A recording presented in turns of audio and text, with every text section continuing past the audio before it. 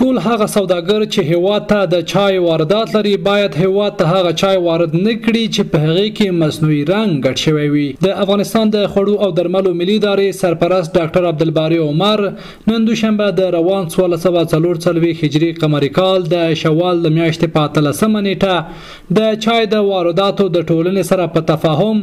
ټولو هغو سوداګرو ته خبرداری ورکړ چې هیواد ته د بې کیفیته او داسې چای وارد نه کړي چې په هغې کې مصنوعي رنګ ګډ شوی وي.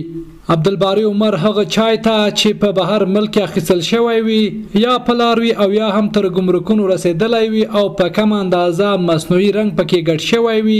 په مشروط ډول د سوداګرو د متضرر کېدو د مخنیوي په موخه تر راتلونکو 2 میاشتو پورې بازار ته د وړاندې کولو اجازه ورکړه او تر هغې وروسته کار چا داسې چای وارد کړ چې مصنوعي رنګ پکې ګډ شوی وي د قانوني چلن سره به مخ شي. ټول هغه سوداګر چې افغانستان ته د شین چای واردات کوي هغوی باید تر راتلونکو 2 میاشتو پورې سلسلنه نړیوال معیارونه سټنډردونه د WHO معیارات او همدارنګه د افغانستان چې کوم غوښتنې دي د ولس چې کوم غوښتنې دي چې هغه معیار ده سټنډرد ده کیفیت ده خوندیتوب ده هغه په نظر کې ونیسي او د اسلام د مبارک دین په چوکاټ کې خپل بزنس او سوداګرۍ ته ادامه ورکړي. نو تر 2 میاشتو پورې هغه سوداګر چې هغوی مالونه په مختلفو هیوادونو کې خریداري کړي په لار کې روان دي او یا هم ګمرکات ته رسیدلي او یا هم په بازار کې شتون لري که چیرته په دغو چای کې یو کمه فیصدي مصنوعي رنګ وي او هغه داسې وي چې استعمال یې تر ډېره حده پورې صحت ته تاوان نشي رسولی نو د دې په خاطر چې تاجران نور متضرر نشي موږ تر 2 میاشتو پورې دوی ته وخت ورکړ او له 2 میاشتو وروسته هیڅوک نشي کولی چې که شین چای وي که تور چای وي او که نور غذایي توکي وي چې هغه کې د مصنوعي رنګونو استعمال منع ګرځېدلی وي او منع وي او نړیوال معیارات نه قبلي او همدارنګه تر ټولو مهمه خبر دا ده چې د اسلام مبارک دین هم هغه ته اجازه نه ورکوي او هغه ته جال او تزویر وایي نو هغو خلکو ته اجازه نه ورکول کیږي چې بیا دغسې کړنې ترسره کړي که چا هم وروسته له دغې ټاکلې مودې څخه دغسې شین چای یا نور غذایي توکي راوړل چې په هغو کې داسې رنګونه کارول شوي چې صحت ته تاوان رسوي او یا هم رنګداره شین چای په ټوله کې رنګداره شین چای چې د هغه مصنوعي رنګ والا شین چای یا تور چای دا ټول صحت ته تاوان رسوي او دغسې چای چا بیا وروسته له دغه 2 میاشتو راوړ هغوی به قضایي او عدلي ارګانونو ته هم معرفي کیږي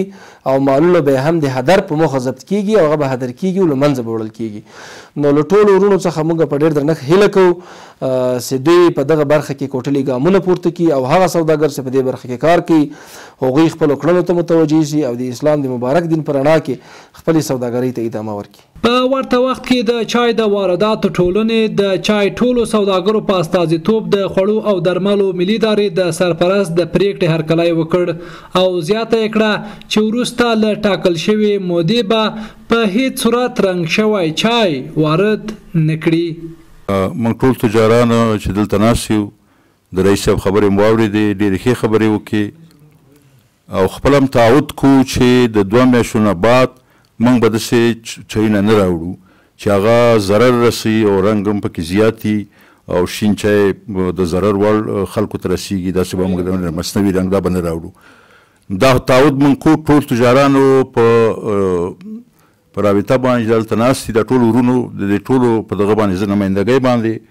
زه تعهد کوم انشاءالله تعالی 2 میاشتې بعد به دا مال بالکل ورکیږي او ختمیږي. د یادونې وړ ده چې چای یوه طبیعي ماده ده د نړیوالو معیارونو له مخې پکې مصنوعي رنګ ګډول منع دي ځکه د مختلفو ناروغیو لکه ګردې مثانې پوستکي حتی د سرطان سبب ګرځي او د اسلامي شریعت له مخې په طبیعي ماده کې مصنوعي رنګ ګډول چې روغتیا ته تاوان رسوي جال او حرام ګڼل کیږي.